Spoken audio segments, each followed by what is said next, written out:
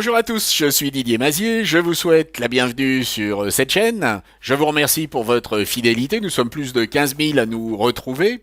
Je vais vous demander de partager ces vidéos pour que nous soyons encore plus nombreux. Donc partagez-les sur LinkedIn, sur Facebook, sur Instagram, sur Twitter, aussi sur YouTube, et puis sur d'autres réseaux, par exemple Gab, Parler, etc., de façon à pouvoir être de plus en plus nombreux.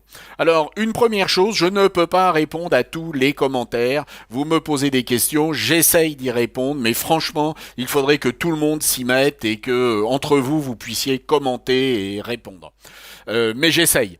Et puis ensuite, deuxième chose, cette vidéo est enregistrée en 1920 par 1080. Si c'est un peu lent au niveau du chargement pour vous, pas de souci, vous allez dans la petite molette de réglage de YouTube et vous demandez à télécharger ça en 720. Mais maintenant, tout le monde a la fibre et tout le monde a la 5G, donc allons-y avec une meilleure qualité.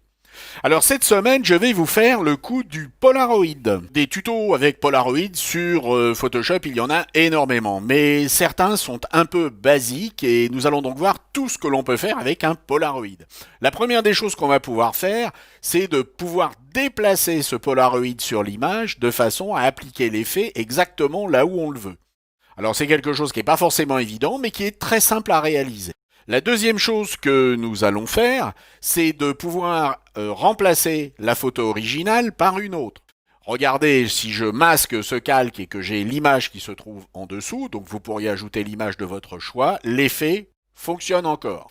Et puis la dernière chose que l'on va pouvoir faire, c'est travailler manuellement de manière à pouvoir obtenir des effets intéressants, comme par exemple ici, faire sortir ces personnages du Polaroid.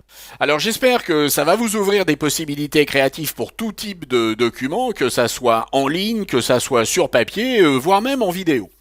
Mais par contre, il y a beaucoup de travail à faire, alors mettons-nous au boulot dès à présent. La première chose à faire est de créer notre Polaroid. Le Polaroid va pouvoir être géré avec des formes. Nous allons sélectionner la forme rectangulaire, nous allons choisir un fond blanc et nous allons tracer la forme de notre Polaroid qui va être grosso modo un rectangle.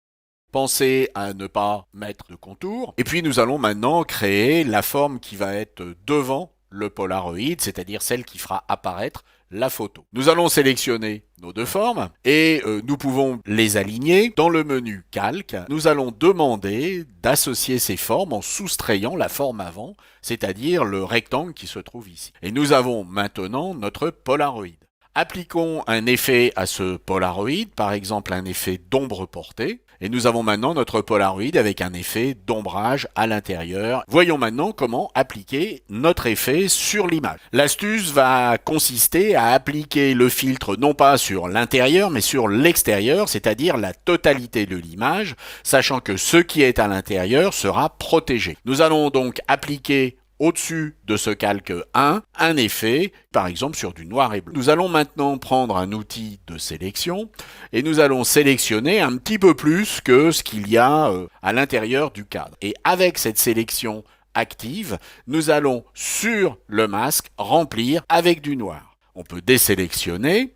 Évidemment, il faut rassembler ces éléments à l'intérieur d'un groupe. Donc nous allons faire un clic droit et nous allons demander à créer un groupe d'après ces calques. Donc maintenant, il s'agit d'un groupe. Si je déplace ce groupe, eh bien vous voyez que le Polaroid va se déplacer sur l'ensemble de l'image. Et si maintenant je remplace ma photo par une autre photo, mon Polaroid fonctionne exactement de la même façon. Voyons maintenant comment gérer la sortie de ces personnages. Cette manipulation qui va constituer dans certains cas la cerise sur le gâteau au niveau créatif ne peut être faite qu'une fois que votre Polaroid est fixé. C'est-à-dire que vous savez où est-ce que ce Polaroid va être placé. Alors vous allez tout simplement sélectionner ce calque et vous allez sélectionner les éléments qui vous intéressent sur ce calque. On peut utiliser un outil de sélection progressif, alors vous pouvez en prendre plus, ce n'est pas bien grave, et vous allez avec Command J sur Mac ou Ctrl J sur PC les placer sur leur propre calque